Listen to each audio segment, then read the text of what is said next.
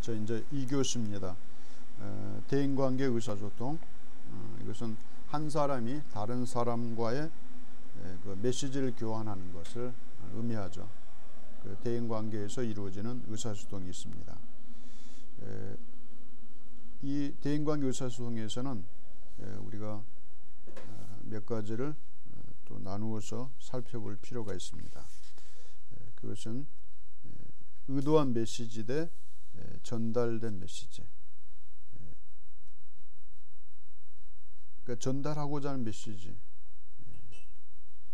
있죠. 그 다음에 전달된 메시지 대 받은 메시지.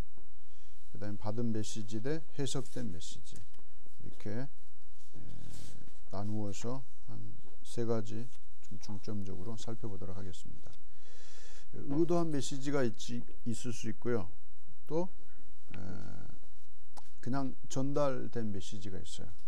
그래서 의도한 메시지는 내가 전달하고자 한 내용이 무엇인지 생각해야 되겠죠. 그 다음에 자신이 전달하고자 하는 것을 어떻게 전달할 것인지 연습할 필요도 있습니다. 그리고 더 나은 의사소통의 기술에 대해서 습득할 필요가 있죠. 그러니까 의도한 메시지와 그냥 전달된 메시지 있어요.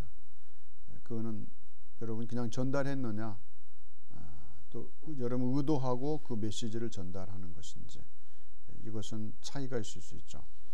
그래서 여러분은 한마디 한마디 전달할 때 여러분이 어떤 의도로 전달하냐에 따라서 그 전달 내용이 바르게 전달되었는지, 또 효과가 있는 건지, 그 차이가 크게 되는 것입니다. 또 전달된 메시지와 받은 메시지의 그 차이, 어떤 차이냐? 전달된 메시지는 그 어떤 전달하는 사람이 전달하고자 하는 그 메시지가 있는데, 받은 메시지는 그 사람이 그 전달 받으면서 그 내용을 이해하는 정도에 따라서 달라질 수 있습니다.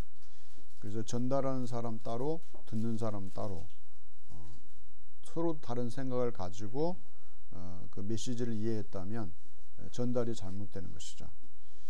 여러분이 과거에 그 어떤 그 게임에서 보실 수 있을 거예요.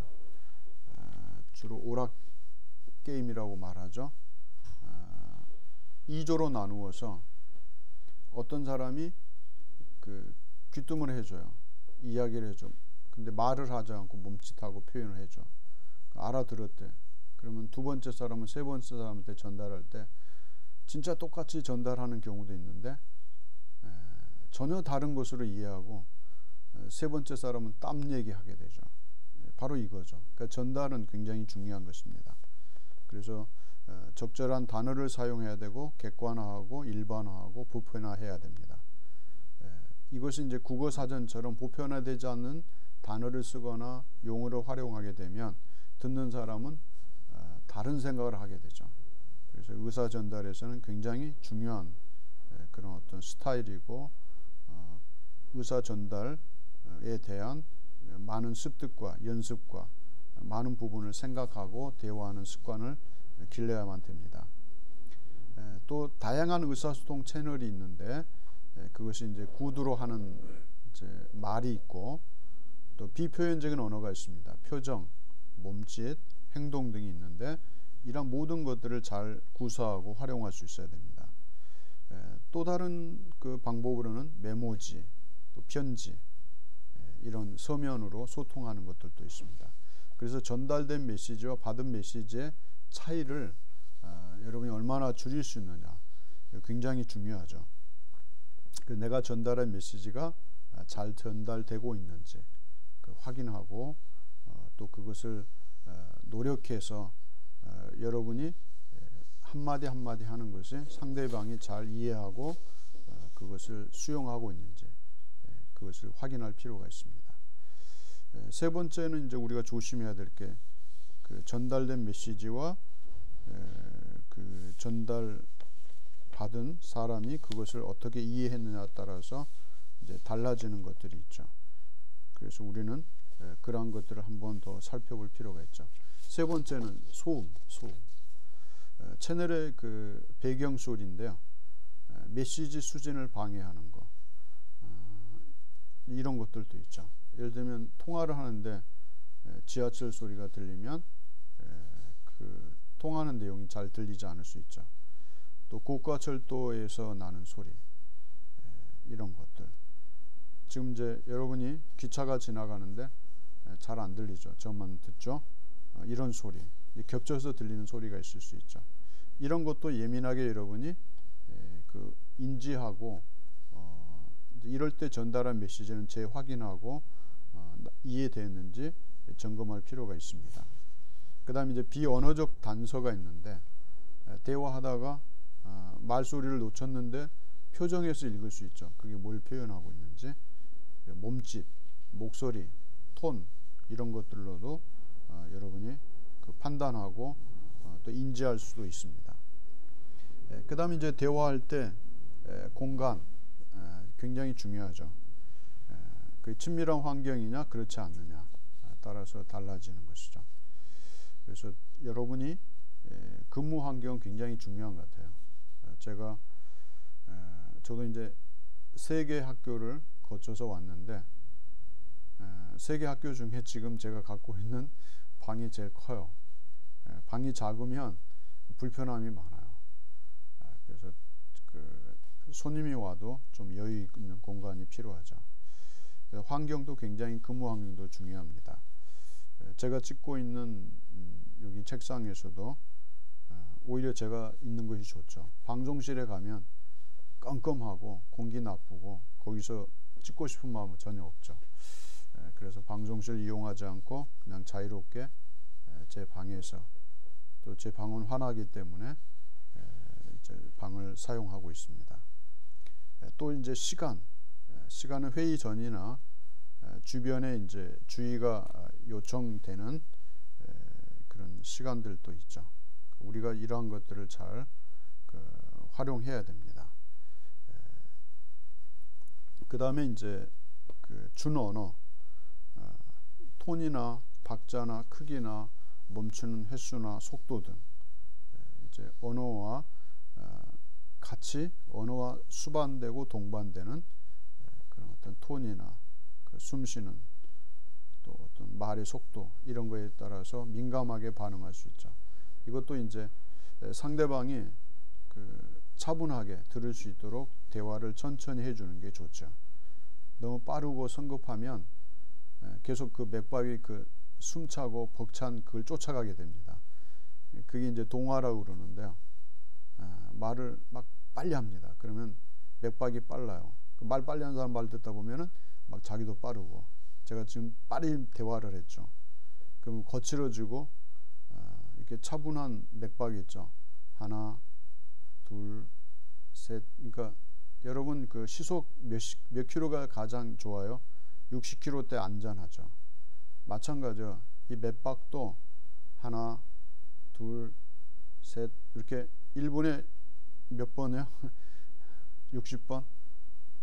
이렇게 뛰어야지. 대화가 빠르면 1분에 60이 아닌 80이나 90 정도로 말이 빨라지면은 맥박도 빨라지죠. 그러니까 이제 마음이 편안하다, 그 이야기는 우리 신체의 맥박과 같은 속도로 이야기하고 대화할 때 편안해지는 것입니다. 그러니까 너무나 부산하면 안 좋죠. 상대방이 싫어하죠. 그래서 저도 이제 의도적으로 이런 걸 생각하면서 천천히 하는 그런 습관을 계속 길러 왔던 것 같습니다. 그래서 가장 편안한 것은 우리 신체 리듬과 같거나 유사할 때 편안함이 주어지는 것입니다. 그래서 우리의 신체 리듬보다 빠르면, 그러니까 맥박이 빠르고 혈압이 높으면 몸에 병이 나는 거에 돼 있죠. 그래서 항상 우리는 환경도 마찬가지입니다. 신체 내부의 환경도 중요하지만 외부로부터 오는 환경도 중요하다는 것을 우리가 인식해야 됩니다. 그러면서 메시지를 잘 전달할 때 대인관계에서 편안한 인식. 저분 또 오면은 저분 이야기 듣다 보면 정신없어. 말도 빠르지. 뭐 이 얘기했다 저 얘기했다 막 왔다 갔다 하면 말 안 해요. 안 왔으면 하죠. 그리고 슬쩍 일어나게 되고 피하게 되는 거죠. 여러분도 대인관계에서 이게 중요하다는 거 기억하시고 훈련을 하셔야 됩니다. 또 인공물, 사무실 환경, 옷 같은 거 이런 것도 상대방에게 굉장히 편안함을 줄 수 있는 것입니다. 그 다음에 정보의 양, 그 양이 너무 많으면 안 돼요. 그것이 적절하게 이렇게 상대방이 소화할 수 있는 그 양이 돼야 됩니다. 예를 들면 이제 부담스러운 것은 너무 많은 것들은 하면 안 됩니다. 그 다음에 이제 의사 전달할 때 너무 과부하에 대한 반응, 또 누락되거나 오류나 줄 세우기, 탈출, 문지기 사용하는 거, 다양한 채널을 사용하는 거. 그 의사 전달이 과부하되면은 그 과부하된 그런 상태에서 나타나는 이제 반응들도 있습니다. 우리는 이러한 것들을 잘 활용하는, 고려해서 여러분이 잘 인지해서 이런 대화하는 그 방법들을 여러분이 찾아 나서야 됩니다. 이것도 이제 대인관계에서 주어지는 의사소통에 관련된 그런 주변 그 조건들입니다. 이제 그 세 번째는 내가 받은 메시지와 해석된 메시지 차이가 있죠. 내가 듣긴 들었는데 내가 해석을 달리하면 그 의사 전달이 잘못된 거죠. 이것도 굉장히 중요합니다. 사람들이 메시지를 전달할 때 대부분 자신이 원하는 방식대로 전달하는데 듣는 귀는 달리 들을 수 있습니다. 이것이 이제 언어 습관, 어휘의 차이, 문화의 차이가 있을 수 있는데 이런 것들은 우리가 고려해야 됩니다. 그래서 청취하는 기술은 매우 중요합니다. 이것은 고등학교, 대학교, 대학원 교과 과정에서 준비되고 계속해서 반복되는 거죠. 그런데 대부분 빠져 있어요. 안 가르치죠. 유일하게 그 경청이 중요하다라고 말하는 학문은 상담 심리학입니다. 그 다음에 사회복지학, 몇 가지 분야 아니고서는 전혀 이 경청에 대해서 중요성 말하지 않죠. 그래서 내가 들은 메시지와 내가 해석한 메시지, 내가 해석하는데 잘못됐다라고 말하면 질문을 통해서 확인할 필요가 있는 거죠. 그래서 분명히 경청은 매우 중요합니다. 그 다음에 현장에는 효과적인 청취가 이루어지지 않을 수 있죠. 현장의 효과적인 청취와 또 그것이 남는 오랜 시간 남아있지 않는 정보들이 있기 때문입니다. 그래서 회의 직후에 회의 내용을 기억하는 정도는 50%다. 이것도 성공적인 거죠. 그래서 저는 이렇게 메모하는 습관을 길렀는데요. 저는 회의한 결과 메모해 놓으면 100% 기억합니다. 거의 99%죠. 그래서 저는 그런 습관을 늘 기르고 있죠. 이것도 공부하는 연습입니다. 그래서 지금 내 강의를 청취하는데 50% 기억이 남을 거예요. 근데 여러분이 강의 노트에 메모해 가면서 듣게 되면 100%, 99%까지 여러분이 충족시킬 수가 있습니다. 또 48시간이 지나면 25%만 남는다고 그럽니다. 그러니까 완전히 지워지는 거죠. 지워지기 전에 메모를 잘 하셔야 됩니다. 그 다음에 이제 청취 유형을 보면 레저 유형의 청취가 있습니다. 레저 유형은 뭐예요? 즐거움으로 나타낸 정보만 듣고 있어요. 아주 짜증내는 거칠은 목소리로 말하면 기억이 안 남아요. 우리 기억의 그 장치는 내가 원하는 것만 듣게 돼 있죠. 여러분 이제 자녀들 키워보면 알겠지만 지 방에서 야 밖에 나와서 너 슈퍼 어디 좀 갔다 올래 그러면 공부하는 척하고 못 듣죠. 근데 치킨은 시켜 먹어야 될 텐데 공부하는 빼놓고 우리만 시켜 먹지 그러면 얼른 뛰쳐나오죠. 나도 들었다고. 이건 이제 의도적으로 듣고 싶은 것만 들으려는 인간의 어떤 그 습성이 있습니다. 그 두 번째는 이제 포괄적인 유형의 청취. 의사소통에 숨겨진 주된 내용까지 청취하는 사람이 있습니다. 포괄적이죠. 이야기를 잘 듣는 사람이 있죠. 그 세부 사항이 중요할 때는 놓칠 수 있는 유형이 있죠. 그래서 메모가 꼭 필요합니다. 그 회의에 참석한 사람들이 메모를 반드시 해야 됩니다. 셋째는 스타일리스틱 유형이 있는데, 이것은 의사소통이 존재하는 방식대로 듣는 유형의 사람입니다. 그래서 들리는 대로 그냥 듣는 거죠.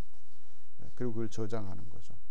또 기술적 유형의 청취가 있는데, 오직 사실만 원하고 상세한 부분은 듣지 않으려는, 그러니까 나머지는 다 빼고 중요한 것만 메모해요. 어떻게 보면 저는 제 회의 시간에 노트에는 이렇게 기록되어 있겠죠. 그걸 설명하는 부연의 어떤 이야기들은 다 빼버리고 핵심 주제만 딱 메모하는 거죠. 그 주변 이야기는 잊어버려도 되고 재생이 되면 재생할 필요가 있죠. 그래서 이 기술적인 거, 메시지 핵심만 기록에 남기는 훈련이 필요합니다.